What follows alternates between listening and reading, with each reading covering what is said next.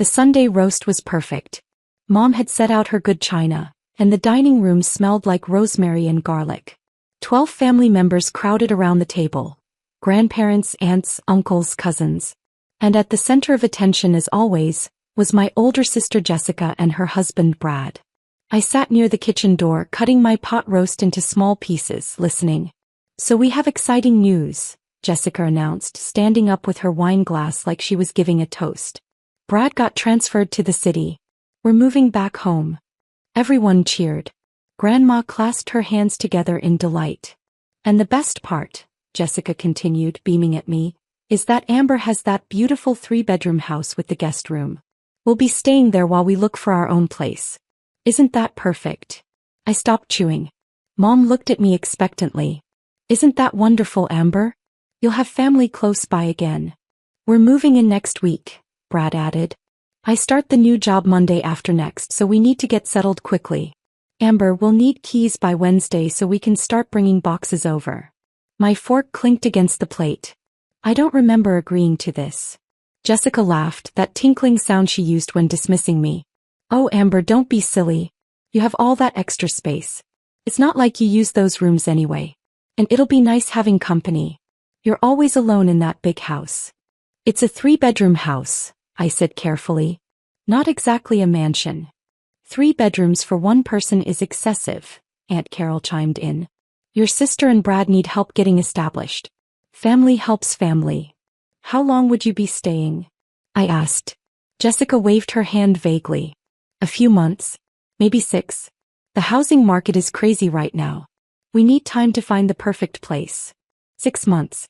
My sister and her husband taking over my house for 6 months. "We'll chip in for groceries," Brad said like that settled everything. "And we're neat. You won't even know we're there." Jessica had been neat growing up. Her neatness involved me cleaning up after her while she took credit. "I don't think," I started. "It's already decided," Dad interrupted. "We told them they could stay with you. Your mother and I don't have space anymore since we converted the spare room to Dad's office. Your house is the logical choice." "You told them they could stay in my house?" My voice stayed level. "Without asking me?" "We're asking now," Mom said, her tone suggesting I was being difficult. "Surely you're not going to say no to your own sister?" Around the table, faces watched me, waiting for me to do what I always did. Agree, comply, accommodate. "The thing is," I said slowly, "I don't think it would work out." Jessica's smile tightened. "Why not? Do you have a boyfriend we don't know about? Are you secretly married?" She laughed. "Amber doesn't even date. She works at that little accounting firm and goes home. The house just sits there empty." "I work at Morrison & Lee," I corrected. "I'm a senior financial analyst." "Right, whatever." Jessica dismissed it. "The point is you have the space. We need the space. Problem solved." "I'm not comfortable with it," I said. The temperature in the room dropped. "Not comfortable?" Dad's voice hardened. "Your sister needs help and you're not comfortable?" "We let you stay with us all through college," Mom added, her eyes getting watery. 4 years, Amber. 4 years we supported you, gave you a room, fed you. And now you won't give Jessica a few months." That wasn't quite accurate. They'd let me live at home during community college, but I'd paid rent, $400 a month, and bought my own groceries. Jessica had gone to state school, fully funded by our parents, lived in a dorm, came home with laundry every weekend. "I just don't think." "You're being selfish," Aunt Carol stated. "Honestly, Amber, you've always been the difficult one. Your sister is trying to build a life and you're standing in her way." My cousin Tyler, who'd been scrolling his phone, looked up. "Wait, didn't Amber just buy that house? Like recently?" 2 years ago, I confirmed. "How do you afford that?" Tyler asked, genuinely curious. "Houses in that neighborhood are like $400,000. "I saved," I said simply. Jessica snorted. "She got lucky. Probably some first-time buyer program. Those houses are tiny anyway. Ours will be much bigger when we buy." Brad nodded. "We're looking at the new development in Westbrook. Starting at $650,000. Much better investment." "So you can afford a $650,000 house but need to live in mine rent-free?" I asked. "We're saving for the down payment," Brad said as if explaining to a child. That's the whole point. If we don't have to pay rent for 6 months, we can save an extra $15,000. Exactly, Jessica said. See? You'd be helping us buy our dream home. That's what family does. My phone buzzed in my pocket. I pulled it out, a notification from my mortgage company's app. The automatic payment had processed. $0 due. Paid in full 3 months ago. I'd paid off a $400,000 mortgage in 22 months. The thing is, I said, setting down my fork, I don't want roommates. I bought my house to live in it alone. I worked very hard to afford it and I value my privacy and space. You worked hard. Jessica's voice rose. Brad and I both have degrees. We both work full-time. You think you're the only one who works hard. I didn't say that. You implied it. Jessica's face was flushed now. You've always thought you were better than me. Smarter than me. But guess what?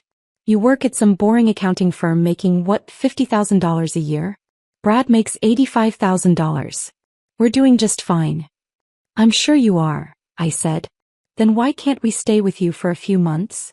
Her voice turned pleading. Amber, please. I'm your sister. We need this.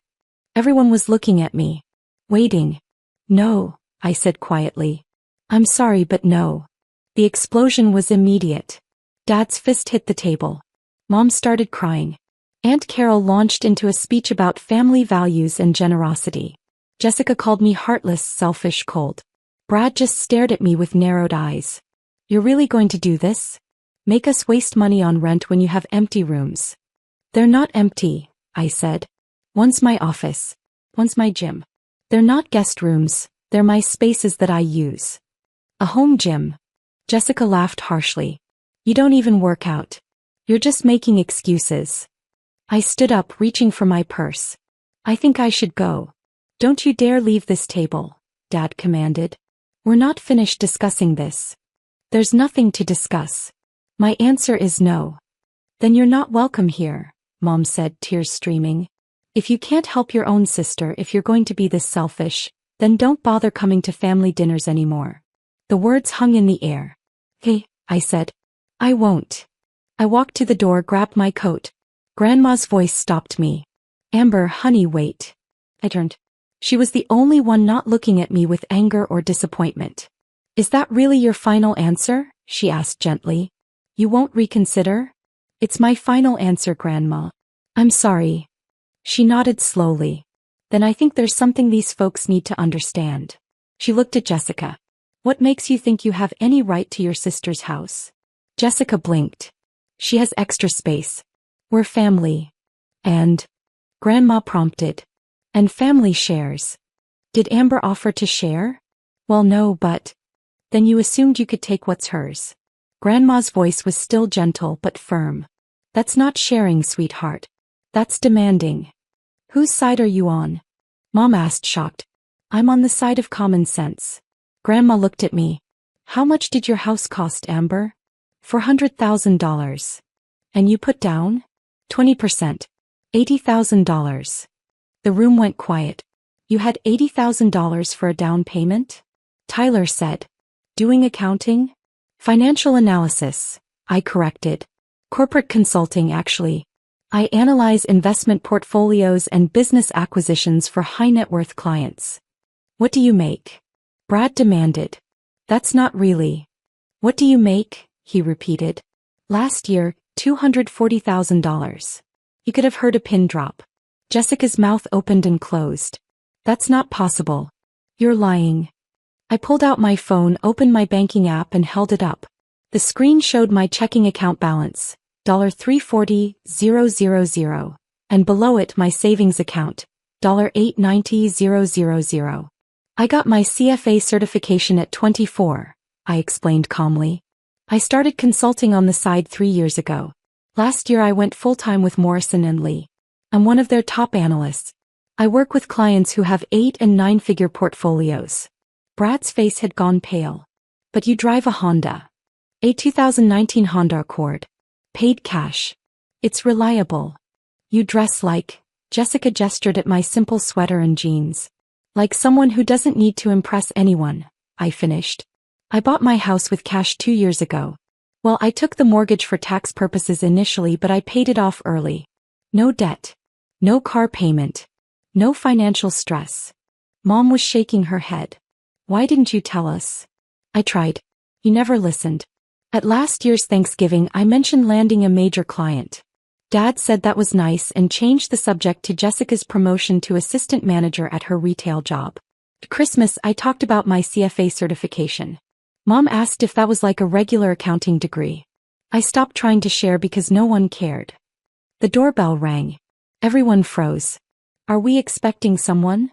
Mom asked. That's probably Marcus, I said, checking my phone. I texted him earlier. Who's Marcus? Dad demanded. I opened the door. Marcus Webb stood there in slacks and a sweater holding a folder. Hey, Amber. Sorry to interrupt dinner. You said it was important. Come in. Everyone, this is Marcus. He's a real estate attorney. Marcus, this is my family. They're under the impression they can move into my house next week without my permission.